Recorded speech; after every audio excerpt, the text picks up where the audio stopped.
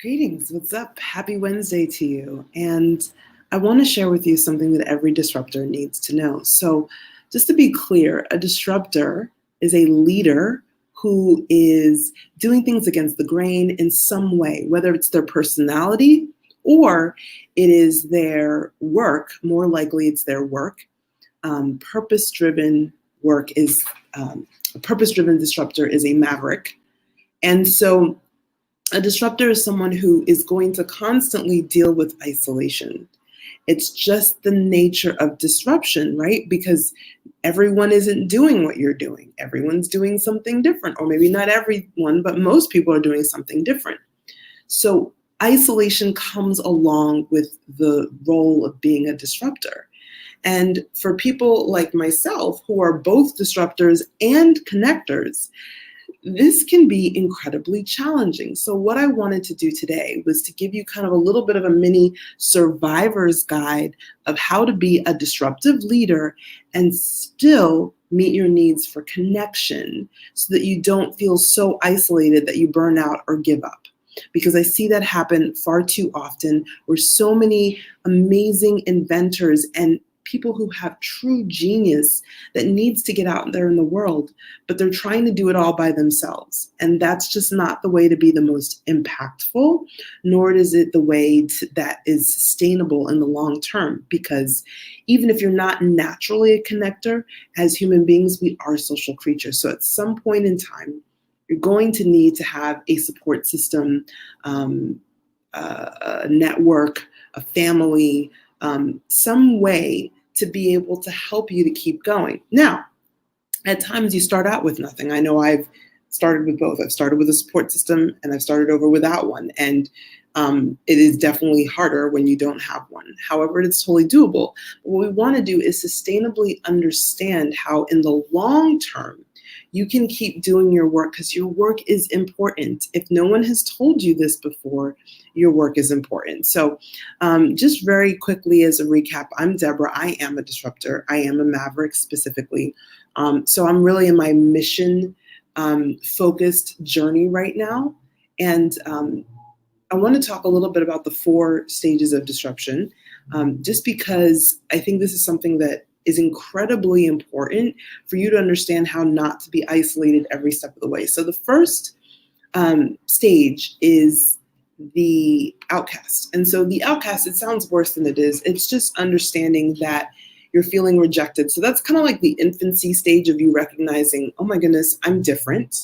And we all go through stages of feeling like an outcast. Sometimes it might even be every week or every month, where in some area of our life or business or leadership, we are feeling rejected. We're feeling like we're on the outside.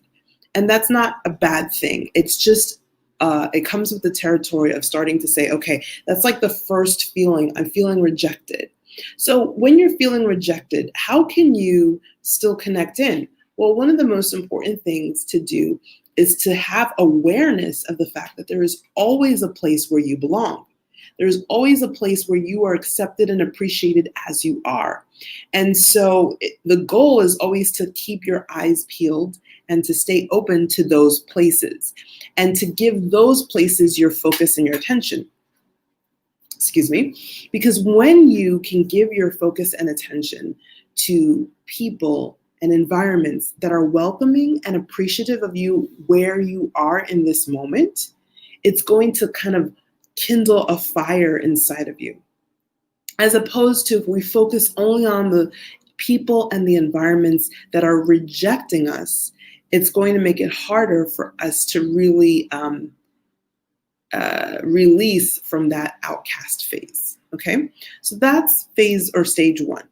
Stage 2, so that's how to, again, and this is how to avoid feeling too isolated, is to know there are always places and people who will accept you as you are, and to seek those places and people out. That actually goes for every stage, but particularly important in stage 1.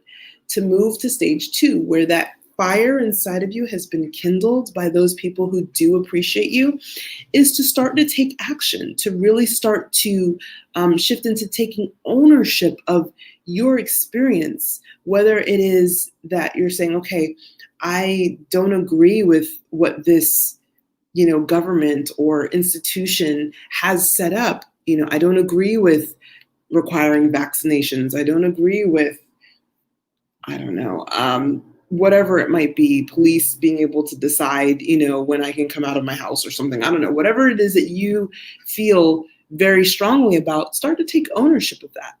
The rebel, the space of the rebel is a high energy space. It's very, very powerful. And it's incredibly important for what's the word I'm looking for? Kind of breaking down the current status quo that isn't actually serving all people, right? So something that's serving to all people is having clean water. I mean, everyone's going to benefit. No one's going to be harmed by having clean water, right?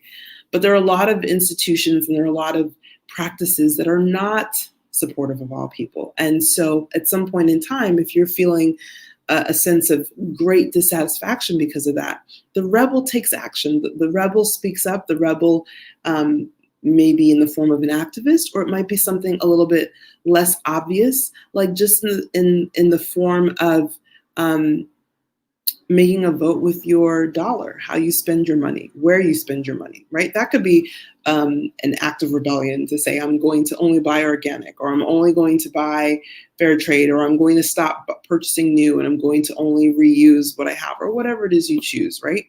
So those are some different ways that you can be a rebel in more of a distinctive way. But now, how do we avoid loneliness? Because being a rebel, people do rally to your side, but usually it's with a very high intensity of anger. How do you go from that place, or maybe not anger, but dissatisfaction? Let's put it that way.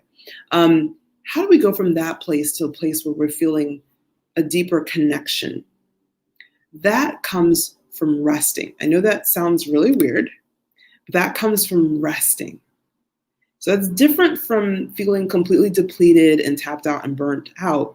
When you are resting after a rebel initiative, so to speak, you are not fighting anymore. You're just directing your energy inward. And what is it that I am here to produce? What is it that I am here to create? What do I want? As opposed to, what am I upset about, or what am I reacting to outside of me? That's someone else's creation. What am I here to create? So that's when you enter into the space of the maverick. That's very mission focused. So you see mavericks all the time. People like Elon Musk or Steve Jobs was definitely a maverick, who just deeply care about their mission. And that's like they're like single-mindedly focused on their mission and making it a reality. And we so need mavericks. We so need you, because a maverick is someone who can really, truly create the change that's needed. So the deconstruction of the things that are not helpful that the rebel does is important, but it's equally as important to have the construction of what we do need and want by the maverick. Both are necessary, right? And one kind of follows the other. So the idea is that you can even think of it like maybe a factory that was being used for doing something that was harmful to the environment, and then it's deconstructed, which, by the way, if you're an eco-conscious person, which most people who I connect with are, you're aware of the difference between demolition and deconstruction, right? So demolition is just trashing everything and just really just making the landfills fill up for faster. Whereas deconstruction is about carefully deconstructing a structure and then reusing those elements again in different ways. Okay, so you just learned a little bit about a green building if you didn't know. But basically, when the maverick comes in and takes that deconstructed structure and then creates something new that is helpful and healing to those around in the environment. So for a maverick, though, because we tend to be so single-minded on our focus and in our focus towards our mission, we can also become very isolated because we almost can become workaholics. Maybe like no one else is around us is seeing our vision like we do, so we kind of tune them all out. Maybe our spouse doesn't get it. So for Mavericks, it's really important to stay open to collaborative opportunities, because when you're so single-minded in your focus, again, you're trying to do a lot by yourself, it'll burn you out. It'll totally like tear you up. But if you're able to open to opportunities, doesn't mean you go searching for people, but staying open to a collaboration, even if it's just a one-time thing. But often you can find partners, you can find collaborative partners that you can do different things with, where you can both leverage your unique superpowers, your unique zones of genius, to be able to help each other make a higher impact. So to amplify your impact, to speed up the realization of your mission and your vision, you really want to stay open to collaboration.